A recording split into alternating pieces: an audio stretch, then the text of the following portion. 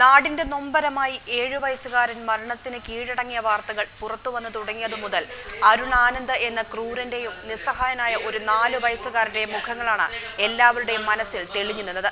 തന്റെ ക്രൂരമായ മർദ്ദനത്തിൽ അതീവ ഗുരുതരമായി പരിക്കേറ്റ കുഞ്ഞിനെ ആശുപത്രിയിൽ എത്തിച്ചതു മുതൽ അരുൺ ആനന്ദിന്റെ വിചിത്രമായ പെരുമാറ്റമാണ് ഏവരെയും അതിശയിപ്പിച്ചത്. ഒരു വ്യക്തിക്ക് ഇങ്ങനെയും ക്രൂരനാകാമെന്ന് തെളിയിക്കുന്നതായിരുന്നു തുടക്കം മുതലുള്ള അരുൺ ആനന്ദിന്റെ പ്രവൃത്തികൾ.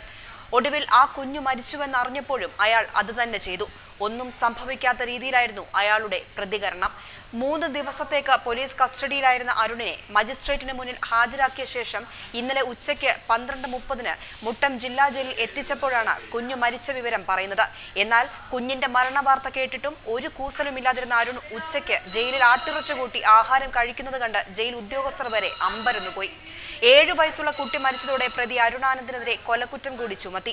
കുട്ടിയെ വധിക്കാനുള്ള ശ്രമം, ആക്രമണം, ഭീഷണിപ്പെടുത്തൽ, ജുവനൈൽ ജസ്റ്റിസ് ആക്ടിലെ 75-ാം വകുപ്പ്, കഠിനമായ ദേഹോപദ്രവം ഏൽപ്പിക്കൽ എന്നീ വകുപ്പുകൾ ചുമത്തി അരുണിന്റെ പേരിൽ കേസെടുത്തിട്ടുണ്ട്.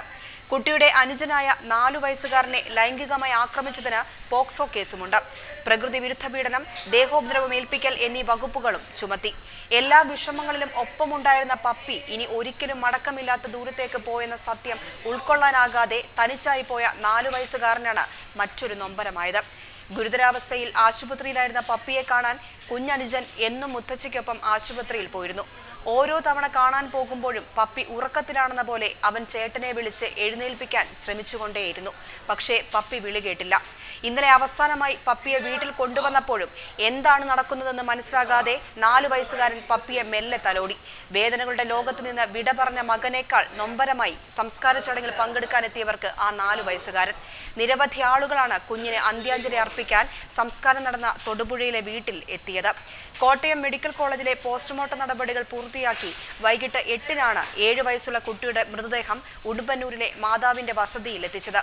9:30-യോടെ വീടിനോട് ചേർന്നുള്ള പറമ്പിലായിരുന്നു സംസ്കാര ചടങ്ങുകൾ. മൂകമായ അന്തരീക്ഷത്തെ ഭേദിച്ച് അപ്പോഴും ഒരേ ഒരു ആവശ്യം എല്ലാവരുടെയും മുഖത്തുണ്ടായിരുന്നു.